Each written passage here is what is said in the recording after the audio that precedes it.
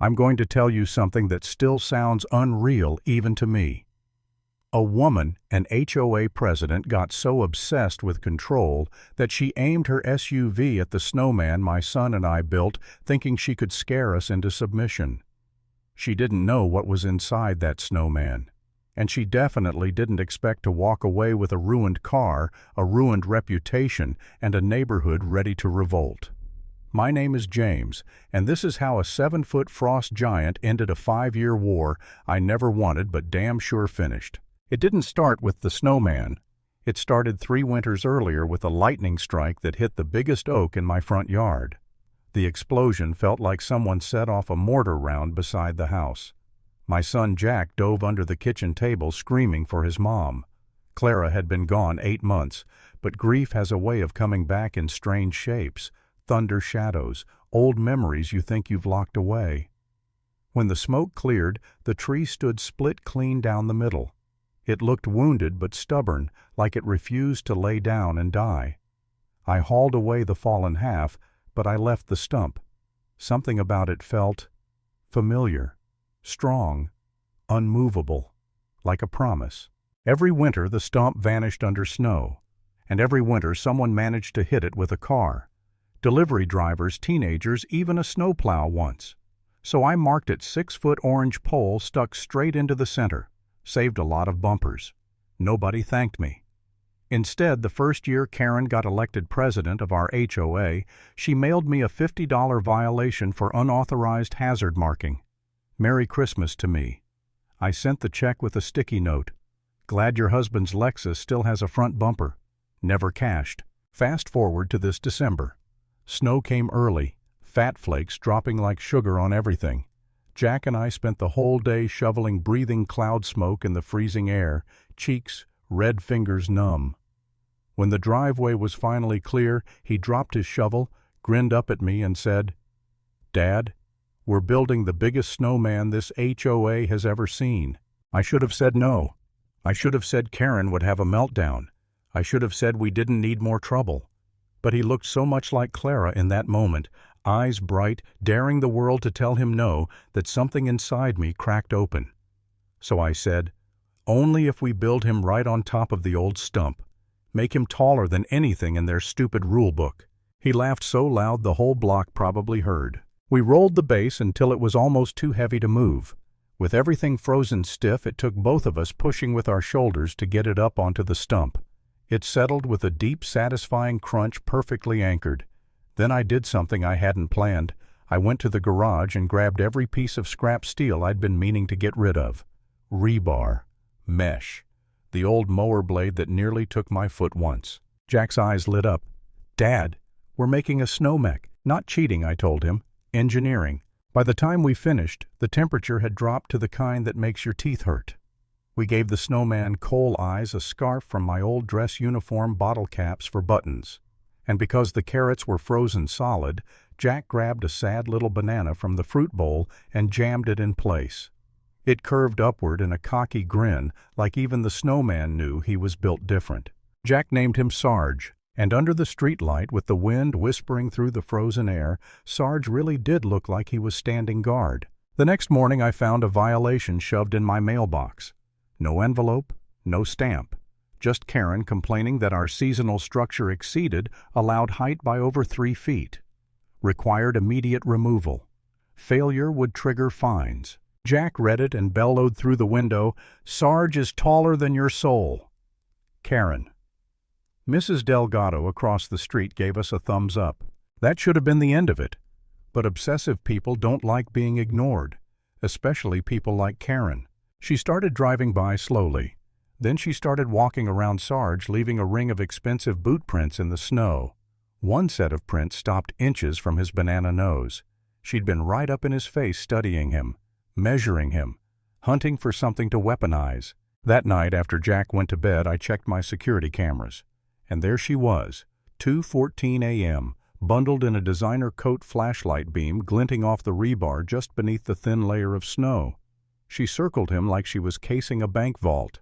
At one point she looked directly at the camera and waved, slow, mocking, like she was daring me to react. I didn't sleep much after that. Her next letter came 2 days later, fines raised to $150, accusations of load-bearing materials, threats of legal action. It was the kind of language you use when you're not just trying to enforce rules, you're trying to break someone. And for a moment, she almost got me. I sat at the kitchen table staring at that letter, feeling this heavy, familiar weight in my chest. The kind I felt after Clara died, when everything I touched seemed too hard, too cold, too much. I wondered if maybe Karen was right. Maybe I was the problem. Maybe I should have taken Sarge down. Maybe I should have stopped fighting months, years ago. But then Jack came into the room, hair a mess, cheeks still flushed from sleep, looked out the window and whispered, "Do we have to take him down?" And just like that, the doubt fell away. I remembered why we built Sarge in the first place. Not to provoke Karen, not for revenge, but because sometimes joy is rebellion. Sometimes standing still is resistance. And nobody gets to make my kid feel small in his own home. So I told him Sarge stays, until spring asks him to leave. That night, while the neighborhood slept, I reinforced Sarge until he could have held off a small army. More rebar, more steel, epoxy that hardened in seconds. The mower deck went into the base like an anchor. When I finished, he looked exactly the same from the street, goofy grin, crooked banana nose, but inside he was a fortress. And Karen, she came back. Of course she did. Parked her SUV in front of the house, high beams blasting the yard like interrogation lights. She stared at Sarge for a long, long time, then drove away. The next blow came at the HOA meeting. A room full of folding chairs, burnt coffee, and the quiet desperation of people who have nowhere better to be on a Thursday night. Karen stood at the front like a queen in exile, holding a printed photo of Sarge like she'd caught me trafficking nuclear weapons. She called him a hazard, a violation, an aesthetic affront, and something in me finally snapped. I stood up and asked very politely whether anyone had ever been hurt by my Snowman, whether she wanted to explain why her nephew doing donuts in the cul-de-sac wasn't a violation, or why her husband's commercial van parked illegally for days wasn't a concern. But my son's Snowman was a threat to national security. Then I showed the board the footage of her trespassing on my property at 2 in the morning. You could feel the room shift. The spell broke. The queen lost her crown. Karen shut the meeting down before the board could vote, but she'd already lost control. And maybe that's when she made her decision, the one that would change everything. The blizzard hit that night. The kind of storm that feels biblical wind, screaming snow, blasting sideways, the whole world turning white and violent. Sarge stood in the middle of it, unmoving like he'd been carved from the storm itself. Jack and I watched the cameras huddled under a blanket, the house creaking around us. Then headlights appeared at the top of the hill. Even through the snow I recognized the shape, the slow crawl, the intent. Karen. She parked there for 10 seconds, maybe deciding, maybe daring herself, and then she floored it. Her SUV barreled downhill, picking up speed on the icy road. 30 miles an hour. 35. She corrected the wheel, lining up the grill directly with Sarge. And in that moment, everything slowed down, Jack's breath catching the snow, swirling my own pulse like a drumbeat in my ears. Then, impact. The sound shook the house. Not a crunch, an explosion. The front end of her luxury SUV folded like wet cardboard. Steam blasted into the air. The airbags detonated. The hood bent upward in a jagged V. And Sarge didn't move, not an inch. We ran outside into a world muffled by snow and shock. Neighbors emerged from their houses, phones raised, eyes wide.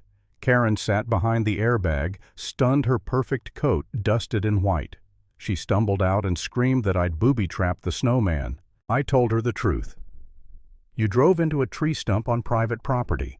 The Snowman was just decoration. The police arrived. Officer Ramirez took one look side and asked why there was a luxury tank parked in a front yard. Karen pointed at Sarge and cried that he was a weapon. But the officer only said, "Ma'am, you were the one driving." And in that moment, surrounded by neighbors, flashing lights, cameras, steam rising from the wreck, Karen realized she'd lost. Not just the argument, not just the car, the war. She walked away from the scene, small shaken coat blowing open in the wind. The HOA removed her the next week. No dramatic showdown, no final speech, just a quiet email with her name missing from the letterhead. That's where my story ends. Not with celebration, not with a victory parade. Just the simple, undeniable collapse of a bully who pushed too far for too long, and a snowman who never took a single step, but stood his ground anyway. Sometimes the strongest thing you can do is refuse to fall.